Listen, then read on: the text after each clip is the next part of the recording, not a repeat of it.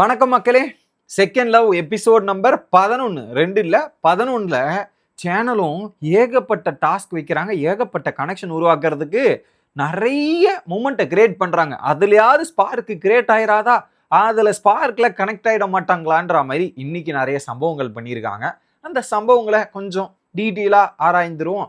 சேனலுக்கு புதுசாக இருந்தீங்கன்னா மறக்காமல் வீடியோக்கு லைக்கும் ஐப்பும் கண்டிப்பாக கொடுத்துடணும்.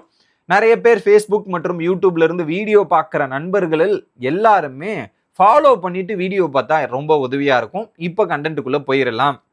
எபிசோட் ஆரம்பிக்கும் போதே பார்த்தீங்கன்னா ஒரு பக்கம் அங்கே மோனிஷா வச்சு கலாச்சிக்கிட்டு ஆரம்பிக்கிறாங்க. வீணா, வெக்கே அண்டு தினேஷ்லாம். இதில் குறிப்பாக பிஹேவியர் இருக்கு இல்லையா, மோனிஷா வந்து டப்பு டப்புன்னு ஃப்ளிப் ஆகுறது, அவங்க வெறுப்பேற்றுறதுக்காக சில விஷயங்கள்லாம் பண்ணுறாங்களே, அதை தான் அங்கே டிஸ்கஷன் போயிட்டு இருக்கு. ஓகே, அப்போ வந்து பிரியங்காவை கூடலாம் பேசுறிய வைக்க, அவ ரொம்ப ஹை வோல்டேஜ்ரா, அதை எப்படி ஹேண்டில் பண்ணுவான்னு போது அது என்னால் பேச முடியும், அதெல்லாம் என்னால் பண்ண முடியுதுன்ற மாதிரி சொல்லிடுறாங்க.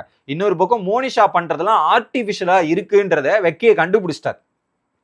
ஸோ அதில் வெக்கே வந்து தெளிவாக மோனிஷாவோட ஆக்டிவிட்டீஸை கண்டுபிடிச்சதுல சூப்பர்ப்பா அப்படின்ற மாதிரி இருக்கு. இதை முடிச்ச உடனே கண்ணால் பேசி பாருங்க யா அப்படின்ற மாதிரி கண்ணுல காதல் உருவாகுன்ற மாதிரி அந்த கண்ணை அவங்களும் நோக்க இவரும் நோக்க அப்படின்ற மாதிரி நோக்க ஒரு சம்பவத்தை பண்ணியிருக்கிறாங்க. So first Monisha and Abid போன உடனே அவங்களுக்கு ஒரு பாட்டு போடுறாங்க. அந்த பாட்டு போடும்போது ரெண்டு பேரும் மாற்றி மாற்றி பார்த்துக்கணுமா. அதுலேயும் அவங்களுக்கு போட்ட பாட்டு இருக்கே, கண்கள் இரண்டால் அப்படின்ற ஒரு பாட்டு போடும்போது மோனிஷா வெக்கப்பட, அதுக்கு அபித் பார்க்க அப்படின்ற மாதிரி ஒரு சம்பவம். அடுத்து வீணா அண்ட் தினேஷ் போனாங்க. அதுல வந்து பாத்தீங்கன்னா இந்த திவ்யா பாரதி அண்ட் ஜிவி பிரகாஷோட அடியே கொஞ்சம் அந்த பாட்டு போனோன்னா கொஞ்சம் வெக்கத்துல போயிட்டாங்க வீணா. ஏன்னா அந்த பாட்டோட லிரிக்ஸ் ஆரம்பிக்கும் போதே அவங்க ஒரு மாதிரி ஆயிட்டாங்க. அதுக்கப்புறம் திரும்ப வந்துட்டாங்க. நேகாந்த் தேஜஸ் வந்து மன்மதனினி கலைநேந்தான் அப்படின்னு பாட்டு போட்ட உடனே ஒரு பக்கம் கொஞ்சம் எமோஷனல் ஆயிட்டாங்க நேகா. பிரியங்கா அண்ட் வெக்கே என்னை சாய்த்தாலே அப்படின்ற ஒரு சம்பவம் போட்டு நல்லா இருந்தது அந்த ஒரு மூமெண்ட்டும். சரி, பிரியங்கா நம்மளையும் ஒருத்தர் பார்க்கறாருப்பா அப்படின்ற மாதிரி ஒரு ஃபீலிங்ஸ் உருவானது பார்க்க முடியுது. சரி, அதுலயே அப்ப அந்த சிந்துரியும் அசீமு ஈடுன்னு இன்னொருத்தரை கூப்பிடவே இல்லை, என்னது இது ராஜாவெல்லாம் கூப்பிடவே இல்லைன்னா கதை அப்படின்னு கேட்டீங்கன்னா, சிந்துரிக்கு ராஜாவுக்கும் ஒட்டு வராது, ஈடனுக்கும் அசீமுக்கும் ஒட்டு வராது, எப்படி சேர்ப்பாங்க அப்படின்ற மாதிரி தான் இருக்கு. இது நடந்து முடிஞ்ச உடனே பார்த்தீங்கன்னா அடுத்து வெளியே போயிட்டு உங்களுடைய பேசுதல் கான்வர்சேஷனை மெயின்டைன் பண்ற மாதிரி ஒரு விஷயத்த டிஸ்கஸ் பண்ண போறாங்க. அதுக்கு முன்னாடி ஒரு சம்பவம் நடந்தது. இதுல என்னன்னா மோனிஷா வந்து கேட்குறாங்க, ஓகே என்னடி நீயும் வைக்கவும் நிறைய பேசுறீங்க, என்னதான் இது அப்படின்ற மாதிரி. இல்லடி, பூ தான் கொடுத்தேன், வேற எந்த தாட்டும் இல்லை அப்படின்ற மாதிரி டிஸ்கஸ் பண்றாங்க. இதுல மோனிஷா என்ன, இப்போ உங்களுக்கு வெக்கே வேணான்னு முடிவாயிருச்சு, பிரியங்கா வெக்கே கூட போய் கனெக்ட் ஆனா என்ன, கனெக்ட் ஆகலன்னா உங்களுக்கு என்ன, அது ஏன் நீங்க கேட்கணும்னு நினைக்கிறீங்க? நீங்க தான் ஆபித்துன்னு முடிவு பண்ணிட்டீங்களா, அவங்க கூட உங்களுடைய கனெக்ஷனை உருவாக்குறத முயற்சி பண்றதை விட்டுட்டு என்ன ஆச்சு ஏதாச்சு அப்படின்னு முழுக்க வெக்கே மேலேயே கண்ணா இருக்கிறது ரொம்ப தவறுங்க ஐயா. நீங்க வேணான்னு முடிவு எடுத்ததுக்கு அப்புறம் இப்படி பண்றதெல்லாம் இட் இஸ் நாட் குட். அடுத்த ஸ்ருத்திகா வராங்க. அந்த சன் அண்ட் மூனை பேஸ் பண்ணி ஒரு ஸ்டோரி சொல்லிட்டு அதை சொல்றாங்க, உங்களுக்கு வெளியே வந்து ஒரு வாய்ப்பு கொடுக்குறோம், உங்களுக்கெல்லாம் முரண்பாடுகளை பேசி தீர்க்கிற நேரம். பிரியங்கா வைக்க போறாங்க. அப்போ ஓப்பனாவே கேட்டுறாரு, ஸோ எப்படி உனக்கு இதெல்லாம் எதாவது செட் ஆகுதா அப்படின்னும் போது, இல்லை எனக்கும் ஒன்று பிடிச்சிருக்கு தான், பட் ஒரே ரீம்ல இருக்கிறதால நான் வந்து இப்படி பண்ணா உங்களுக்கு கொஞ்சம் ஹர்ட்ஃபுல்லா இருக்குன்ற மாதிரி எனக்கு ஒரு மாதிரி இருக்கு. இன்னைக்கு கூட நான் போய் பேசும்போது அதை பேஸ் பண்ணி அவங்க கலாய்க்கிறது இதெல்லாம் பார்க்கும்போது எனக்கு ரொம்ப அப்செட் ஆகுது அப்படின்றத ஓப்பனா சொல்றாங்க. ஆக மொத்தத்துல பிரியங்காவுக்கு வெக்கே மேல இன்ட்ரெஸ்ட் இருக்கு, கொஞ்சம் கொஞ்சமா வருது. அங்க பயப்படுறது யாருன்னா மோனிஷாவால பயப்படுறாங்கன்றதை நம்ம எடுத்துக்கலாம். அடுத்து ராஜா அண்ட் சிந்துரி அந்த ப்ரியாரிட்டி அங்க எக்ஸ்பிளனேஷன் கேட்டு அங்க ஒரு கிளாரிட்டி ஆயிடுச்சு. திரும்ப ராஜா வந்து பிரியங்கா கிட்ட பேசும்போது, ஆனா ராஜா எப்படியாவது ஒருத்தர் ஓகே பண்ணிடணுன்ற மாதிரி முயற்சிகள் நிறைய எடுக்கிறீங்க, ஆனா என்ன பிரியங்கா வந்து ஓப்பனா சொல்லிட்டோம், ஃப்ரெண்ட்ஸா தான் இருக்கிறேன் அப்படின்றத தெளிவுபடுத்திட்டாங்க. அங்க சிந்துரி கூட பேசினார், ஒர்க் அவுட் ஆகல. இங்க பிரியங்கா கிட்ட பேசினா ரெண்டும் ஒர்க் அவுட் ஆகல, புட்டுக்கிட்டு போச்சு அப்படின்றதால தான் வீக்கெண்ட் எபிசோட்ல தூக்க போறாங்க அவர். அண்ட் மோனிஷா அண்ட் ஆபித் வெளியே பேசும்போது, இவங்களுக்குள்ள நீங்க வந்து பேசுங்க அப்படின்னும் போது பேசிக்கலாம், ஒன்றும் பிரச்சனை இல்லை, அங்க பாய்ஸ் ரூம்ல இருக்கும்போது தான் கொஞ்சம் இதுவா இருக்கும், நீங்க வந்து பேசுனீங்கன்னா நானும் வரேன்ற மாதிரி என்ன சொன்னாங்க வெக்கே கிட்ட, அதே மாதிரிதான் இங்கேயும் சொன்னாங்க. இது நடந்து முடிஞ்ச உடனே அடுத்ததாக ஒரு டாஸ்கை கொடுக்குறாங்க ஸ்ருத்திகா. என்ன டாஸ்க்னா, நான் இங்க வந்து ஒரு 4 கிரைட்டீரியால பிரிக்க போறேன்ற மாதிரி ஃபயர் அண்ட் ஐஸ் கப்பிள் கான்செப்ட்ல வந்து பாத்தீங்கன்னா ஈடன் மற்றும் அசீமுக்கு ஒரு டாஸ்க் கொடுத்துருக்கேன். வெளியே போயிட்டு உங்களுக்கு நான் ஒரு பிளேலிஸ்ட் ரெடி பண்ணியிருக்கேன். அந்த பிளேலிஸ்ட்ல இருக்கிற பாட்டை 2 பேரும் ஒன்னா சேர்ந்து கேட்டீங்கன்னா உங்களுக்குள்ள மூடு மாத்தம், அதை வந்து பாத்தீங்கன்னா உங்களுக்குள்ள ஒரு கனெக்ஷனை டெவலப் பண்ணுன்ற மாதிரி ஒரு டாஸ்க். இன்னொரு பக்கம் அந்த டாஸ்கை பத்தி ஃபர்ஸ்ட் பாத்துரும். இதுல 2 பேரும் போன உடனே அதுல எனக்கு பிடிச்ச பாட்டு வேற போட்டாங்க. ராவணன் படத்துல இருந்து உசுரே போகுது உசுரே போகுது உதட்ட நீ கொஞ்சம் சுவைக்கையில அப்படின்றதுல சுழிக்கையில சாரி இந்த லிரிக்ஸ் தப்பா இருக்கும், மன்னிச்சிருங்க. ஆனா அந்த பாட்டு வந்து அந்த வைப் அது வேற மாதிரி வைப் இருக்கும். அதை அசீம் அவங்க பிளே பண்ணதும், இன்னொரு பக்கம் இவங்க வந்து பாத்தீங்கன்னா 96ல வந்து அந்த மியூசிக்கோட அந்த பாட்டை பிளே பண்ணதும் வேற மாதிரி இருந்துச்சு. ஆனா என்ன அவங்க 2 பேருக்குள்ளேயும் ஒரு ஃப்ரெண்ட்ஷிப் வைப் தான். ஸோ நான் உங்களுக்கு ஒரு ஃப்ரெண்டா இருக்கேன், வெளியே போயிட்டு ஃப்ரெண்டா இருக்கேன்ற மாதிரி அசீமுக்கு ஒரு ஃப்ரெண்டா வந்து ஈடன் கிடைச்சிருக்காங்க. ஸோ என்ன பண்ணாலும் இவங்க 2 பேருக்கு தான் கனெக்ஷன் உருவாக்கணும். அதைத்தான் இங்க கூப்பிட்டு வந்து வேலையை பார்த்தாங்க. ஆனா என்ன கடைசியில் அது ஃப்ரெண்ட்ஷிப்பா தான் போய் முடியுதே தாண்டி இது ஒரு கனெக்ஷனா உருவாக போறதுல ஃப்ரெண்ட்ஷிப் கனெக்ஷனா உருவாயிருக்கு. சேனல் நினைச்ச பிளான் மொத்தமா முடிச்சு விட்டீங்கடான்ற மாதிரி இவங்க 2 பேரையும் தூக்க போறாங்க. அடுத்து ஒயிட் கோடு பேர் என்ற அடிப்படையில் ஆபித் அண்ட் மோனிதா அவங்க 2 பேருக்கு வந்து பாத்தீங்கன்னா எக்ஸ்பிரஸ் என்னன்னா கேரக்டர் ஸ்வாப். மோனிஷாக ஆகவும் அபித்தாக மோனிஷா 2 பேரும் மாத்தி மாத்தி பேசுறதுல இதுல குறிப்பா வெளியே போயிட்டு பேசும்போது பாத்தீங்கன்னா ஓப்பனா வந்து எப்படி மோனிஷாவால பேச தெரியல ஒரு பக்கம் ஆபித்துக்கு. ஆனா அவரு கன்வே பண்ண விஷயத்த தெளிவா பண்ணிட்டாரு. ஏங்க எனக்கு நான் உன்னதான் பார்த்துட்டு இருக்கேன், நீங்க வேற யாரையும் பார்த்துடாதீங்க, நான் உங்களுக்காக இருக்குங்க அப்படின்ற மாதிரி அவர் சொன்ன உடனே மோனிஷாவுக்கு புரிஞ்சிச்சு எனக்காக ஒருத்தர் இருக்காரு, எனக்காக இருக்காருன்னு. ஸோ ஆக்சுவலா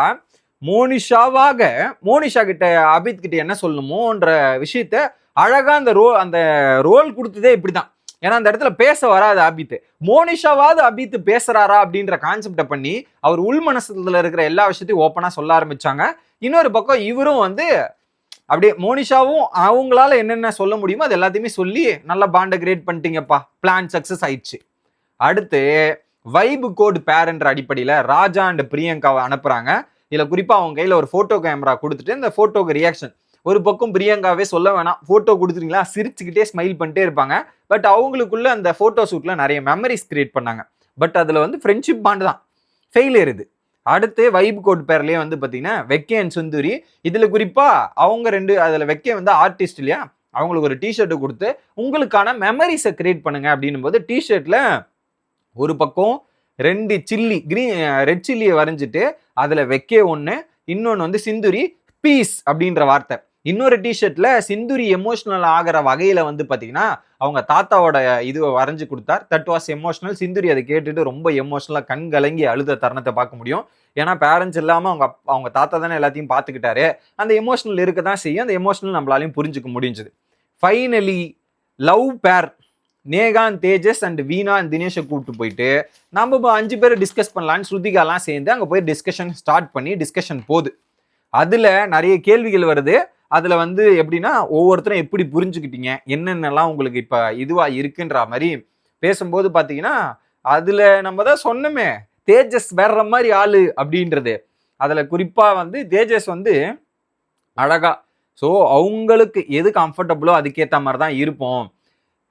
அதுலயும் வந்து ஒரு விஷயத்தை கேட்டிருந்தாங்க, நீங்க இவங்களை பத்தி என்ன நினைக்கிறீங்க அப்படின்னும் போது நேகா வந்து தேஜஸை பத்தி சென்சிபிள் ஸ்மார்ட் அண்ட் எக்ஸ்பிரசிவ், அதே தேஜஸ் வந்து ஹைப்பர் இன்டெலிஜென்ட் பியூட்டிஃபுல் அண்ட் நார்ச்சரிங் அப்படின்ற மாதிரி ஒரு விஷயத்த சொல்லி அவர் இம்ப்ரெஸ் பண்றாரு.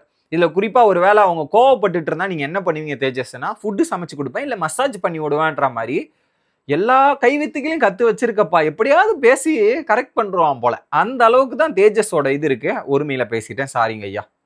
ஸோ தேஜஸ் வந்து பேச்சிலேயே அந்த ஃப்ளர்ட்டிங் திறமை இருக்குன்னு இல்லையா, அது எல்லா இடத்துலையும் பயங்கரமா ஒர்க் அவுட் ஆகுதாங்க 2 பேருக்கும். ஓகே, இதுலயும் ஓப்பனா நேகா எந்த அளவுக்கு போயிட்டாங்கன்னா ஃபியூச்சர் அவர் கூட இருந்தா கூட எனக்கு ஓகே, நான் இப்ப ரொம்ப அட்டாச் ஆயிட்டேன்ற மாதிரி அந்த அளவுக்கு ஒரு விஷயத்த அவங்க பேசுறாங்க. இன்னொரு பக்கம் வீணா அண்ட் தினேஷ் வரும்போது சண்டையில தான் நிறைய விஷயங்கள் வந்து அவரை பத்தி லேர்ன் பண்ணிக்கிட்டேன், கத்துக்கிட்டேன், எனக்கு ரொம்ப சூப்பரா இருக்கு. இன்னொரு பக்கம் வந்து அந்த சண்டை போட்டு நான் கோச்சுக்கிட்டு போனாலும் என்னை வந்து அவர் அப்ரோச் பண்ண விதம், திரும்ப திரும்ப கூப்பிட்ட விதம், அதெல்லாமே எனக்கு ரொம்ப பிடிச்சிருந்தது. இந்த மாதிரி யாருமே எனக்கு முயற்சி பண்ணதில்லை அப்படின்னும் போது ஒரு ஹஸ்பண்ட் மெட்டீரியலா நீ பிடிச்சிருக்கமா அப்படின்னும் போது தினேஷுக்கு அவ்வளோ சந்தோஷம். ஹஸ்பண்ட் மெட்டீரியலா அப்படின்ற மாதிரி ஒரு சந்தோஷத்தை போயிட்டு இந்த விஷயத்த முடிகிறாங்க. இது முடிஞ்ச உடனே உள்ள போன உடனே பார்த்தீங்கன்னா அங்க பிரியங்கா மற்றும் மோனிஷாக்குள்ள பேச்சுவார்த்தை. அதுல வந்து பாத்தீங்கன்னா நான் அபித்தை தான் லவ் பண்றேன், இதுக்கப்புறம் வந்து எனக்கு பிரச்சனையே இல்லை, அவர் கண்ணை பார்த்து என்னால பேச முடியுது, அவருக்கு முத்தம் கொடுக்க சொன்னா கூட என்னால அபித்துக்கு முத்தம் கொடுக்க முடியும் அப்படின்ற மாதிரி மோனிஷா பேசுறாங்க. ஆனா இதுக்கப்புறம் வெக்கே கிட்ட நான் பேச மாட்டேங்க, பேசவே மாட்டேன்னு முடிவு எடுக்கிறாங்க. உடனே நீங்க பேச மாட்டீங்கல்ல, அவரை பத்தி கேர் பண்ண மாட்டீங்களா, அப்பாராம் எதுக்கு நீங்க வெக்கேவை உனக்கு பிடிச்சிருக்கா அப்படின்னு பிரியங்கா கிட்ட கேக்குறீங்க. அவங்க தான் உங்ககிட்ட சொல்றதுக்கு தயக்கப்படுறாங்க வெளிப்படையா. அவங்க வேற ஏன்டி நீ வேற அது எப்படி இவ்வளவு சீக்கிரமா வரும்ன்றத சொல்றாங்க. பட் இருந்தாலும் பிரியங்காக்கு அந்த ஃபீலிங் வந்திருந்தாலும் மோனிஷா முன்னாடி இதை சொல்றதுக்கே ஒரு பயங்கரமான தயக்கம் இருக்க போகுது அப்படின்றது தெரியுது. ஸோ இதுல என்னன்னா சேனல் பிரியங்காவையும் இவங்க 2 பேரையும் மோத விடணும். இதுல பிரியங்காவால மோனிஷாவுக்கு கொஞ்சம் கடுப்பாகணும்.